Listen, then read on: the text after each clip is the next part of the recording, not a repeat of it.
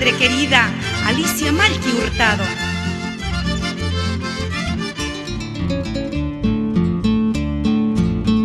No hay nada como el cariño de una pobre madre, por más que una es ingrata no sabe comprenderla, pero eso no dicen los hijos sin conciencia, en vez de agradecerla tratan de olvidarla.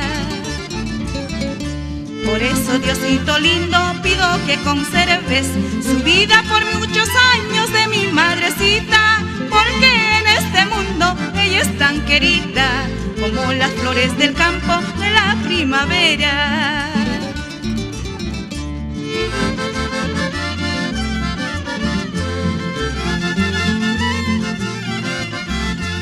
Dedico a las madres guarinas, ancachinas y a todas las madres del Perú. Momentos cuando me acuerdo de mi madrecita, el corazón me duele, lágrimas me caen.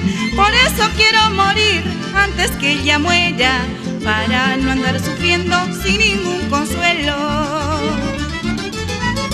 Cuando tú eras niño creciste en su poder, ahora estando lejos te olvidas de su querer. Cuando tú eras niña creciste en su poder, ahora estando lejos no olvides de su amor. Cuando tú eras niño creciste en su poder, ahora estando lejos te olvidas de su querer. Cuando tú eras niña creciste en su poder, ahora estando lejos no olvides de su querer.